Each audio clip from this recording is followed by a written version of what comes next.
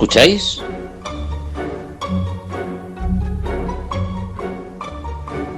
Es Oír y Callar. Bienvenidos una tarde más a esta En Ñes Radio. música clásica que tenemos en Ñes Radio, que se llama Oír y Callar. Así que ya estamos una semana más para nuevos músicos, compositoras y compositores.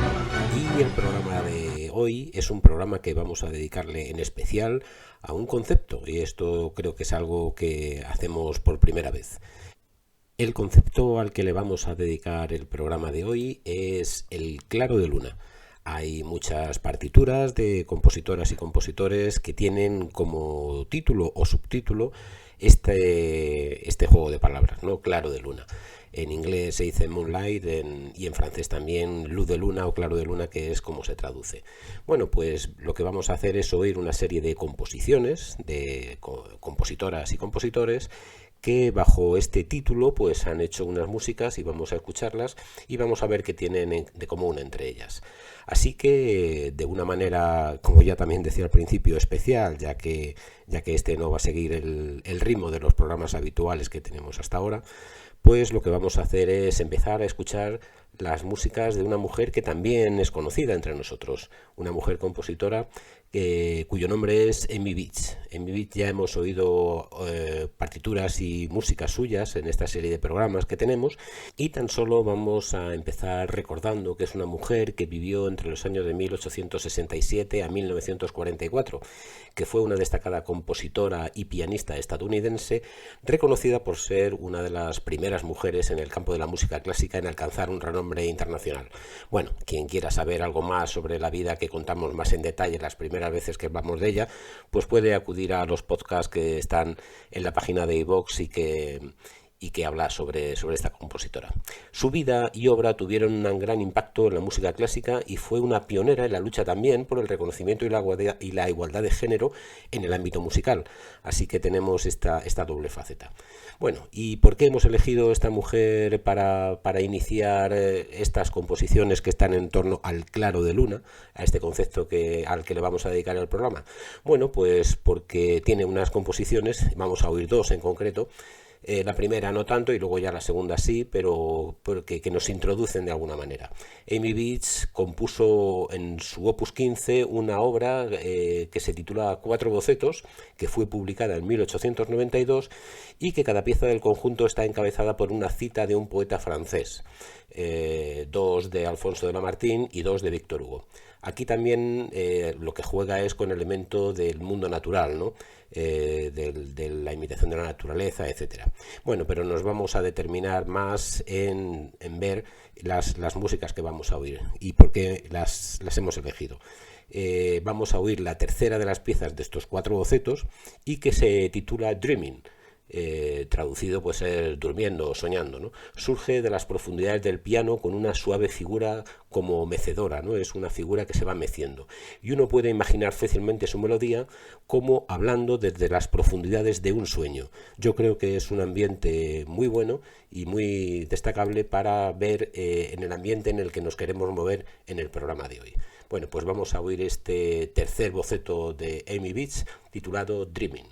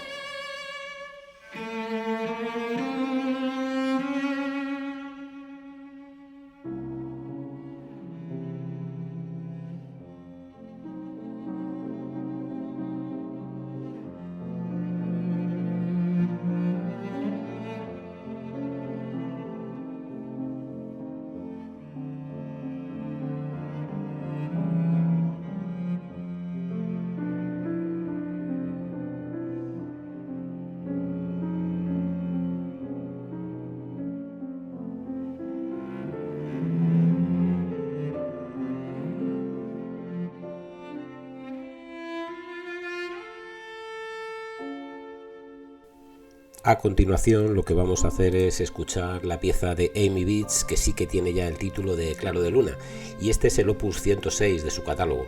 La partitura se titula The Old Chapel by Moonlight, es decir, la vieja capilla a la luz de la luna. Es una música compuesta desde motivos melódicos como las campanas, que se repiten hasta aspectos más genéricos como la dinámica en pianísimo y la delicada sonoridad que genera y que se genera a lo largo de toda la pieza. Comienza con una secuencia flotante y a la deriva que se vuelve progresivamente más baja y más fuerte, posiblemente representando la luz de luna entrando y derramándose lentamente por las ventanas de la capilla. Es todo, bueno, pues un simbolismo en lenguaje puramente romántico. Vamos a escucharlo.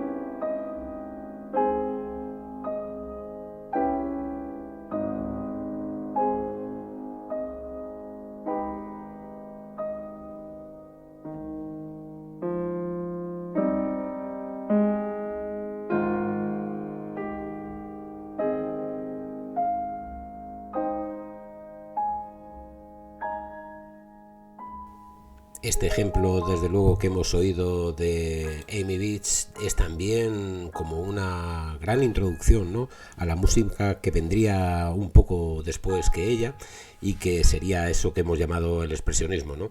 Ya las armonías que utilizaba aquí son tan parecidas, ¿no?, a lo que después hizo Claude Debussy, incluso Mauricio Ravel, ¿no? Es una evolución más, ¿no?, de la música romántica, como ya hemos contado en muchas ocasiones. Bueno, y ahora vamos a pasar al siguiente episodio de este Claro de Luna y vamos a oír la Suite Bergamasque de Claude Debussy, que es el autor que va detrás, ¿no?, de esta compositora, ¿no?, de Amy Beach. También hemos seleccionado esta suite Bergamasque, que es una pieza para piano, es una suite realmente para piano en 4 movimientos y que Claude Debussy escribió en 1890, aunque no fue publicada hasta 1905 y después de haber hecho una profunda revisión de la partitura, ¿no?, ya que Claude Debussy entendía que era una partitura de juventud, no demasiado seria, no demasiado importante, y la revisó muy mucho antes de poder publicarla.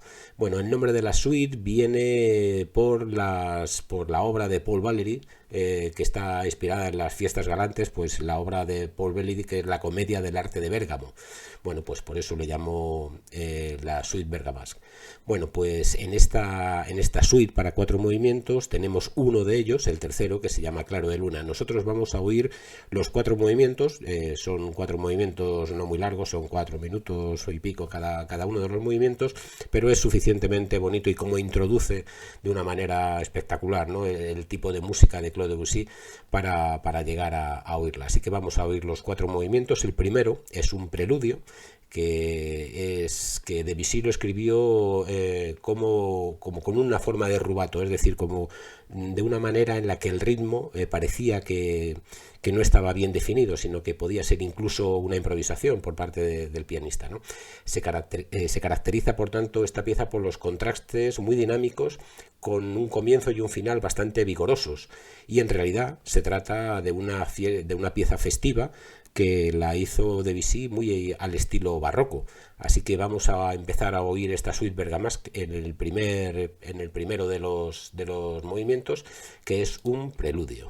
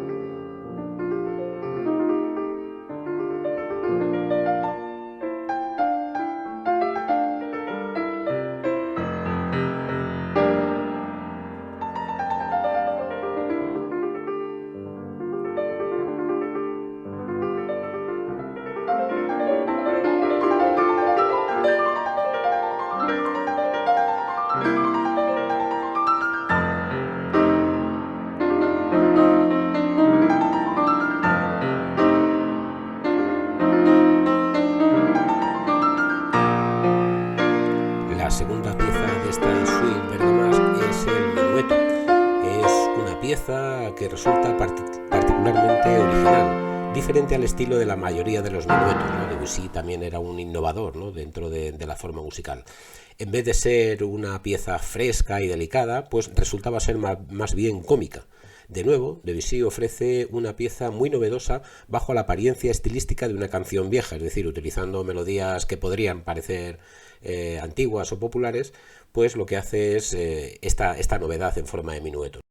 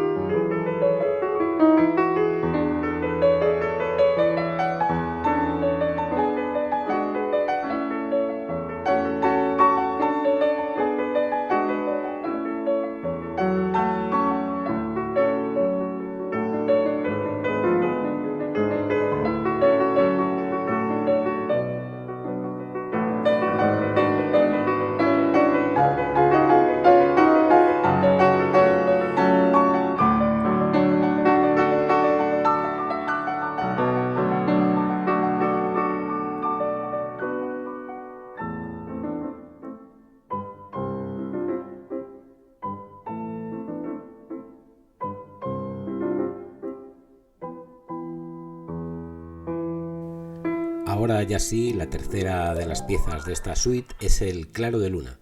Es el movimiento más famoso de esta suite y, como ya habíamos dicho, toma su nombre del poema de Paul Verlaine. Con un tempo andante muy expresivo. La dinámica predominante en casi toda la obra, en casi todo este movimiento, queríamos decir, es pianísimo, pero el clímax armónico sucede en un forte. Vamos a oír, por tanto, este tercer movimiento de la suite Bergamasque, que, como decía, es el más famoso.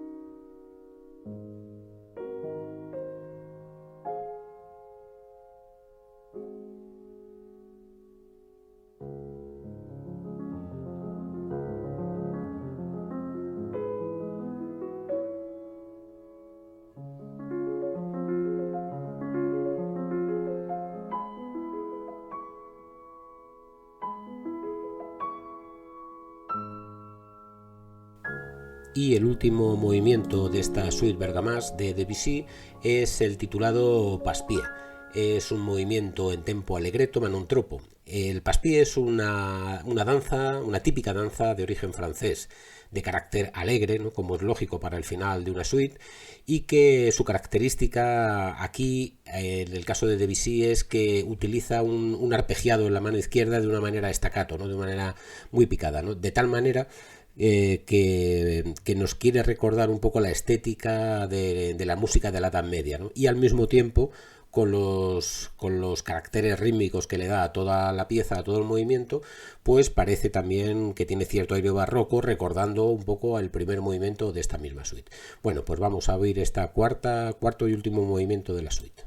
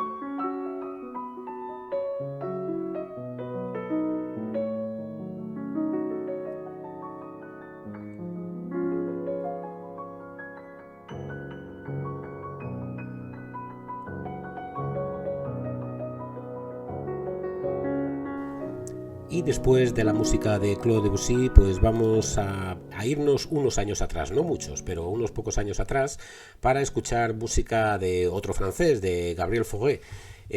También compuso una de sus piezas con este título de Claro de Luna. En concreto, se trata de una obra titulada Dos Melodías y que es el opus 46 de su catálogo. Bueno, pues de estas dos melodías, la número 2 es la que le puso el título de Claro de Luna.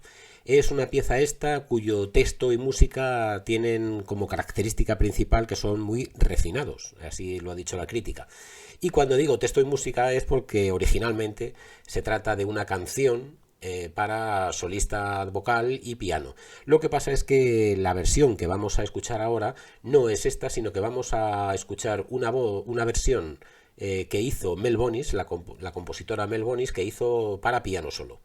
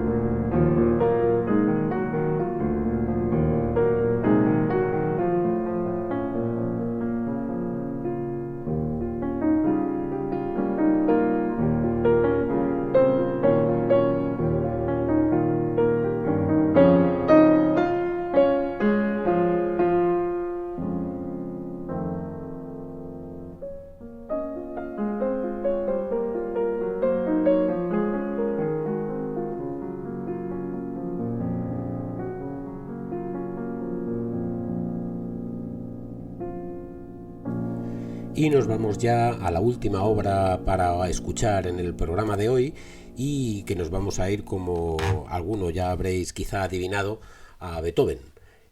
Quizá esto de nombrar a las piezas musicales con el nombre de Claro de Luna tiene su origen en una de las sonatas de Beethoven que se subtitula de esta manera, ¿no?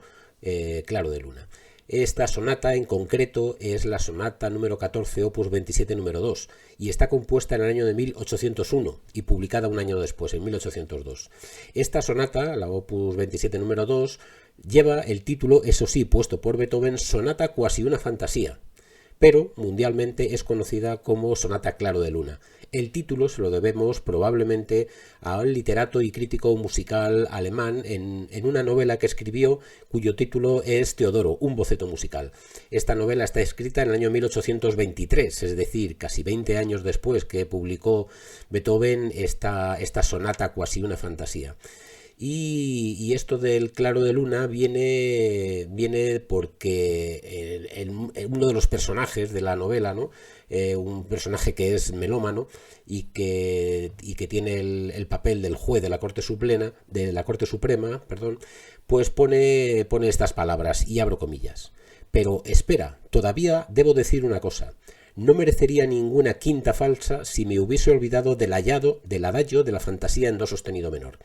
El lago descansa a la luz de la luna en el horizonte. La ola rompe en silencio en la orilla oscura. Las sombrías montañas del bosque se elevan y separan del mundo la región sagrada. Los cisnes susurran como fantasmas a través de la corriente y una arpa eólica entona misteriosamente lamentos de un amor anhelante y solitario desde estas ruinas. Bueno, aquí aparece el concepto de luz de luna o de claro de luna. Aparece además específicamente el adagio de la fantasía en do sostenido menor, que es claramente el primer movimiento de esta sonata. Y como decíamos, bueno, pues hace referencia a una novela escrita 20 años después de la publicación de esta sonata, a una sonata que escribió Beethoven y que tuvo un enorme éxito. Beethoven de alguna forma innovó y desde luego agradó al oído del público que vivía por la época con esta sonata, porque tuvo un éxito no solamente entre los músicos y los pianistas que la tocaban, sino en el público que la quería oír, y todo tipo de gente que, siendo melómanos, se querían acercar a esta partitura pues por el atractivo que tiene, ¿no? Y cuando la oigáis pues vais a estar de acuerdo conmigo. Lógicamente, y como ya os he dicho en otras ocasiones en las obras de Beethoven no le puso este título de Claro de Luna. Como he dicho antes, solamente Beethoven dijo sonata cuasi una fantasía. Hasta pasados casi 50 años después de la muerte de Beethoven, un poco menos, y fue en 1873 que en una edición que se publicó en Londres no se utilizó este subtítulo para esta sonata de Claro de Luna. Beethoven para esta sonata utilizó muchas técnicas, que es lo que le hacen atractiva y es lo que hace, tanto musicalmente como estéticamente, hacen que sea una de las sonatas más famosas, más gustosas, y que tienen, como ya he dicho ya reiteradamente, muchísimo éxito.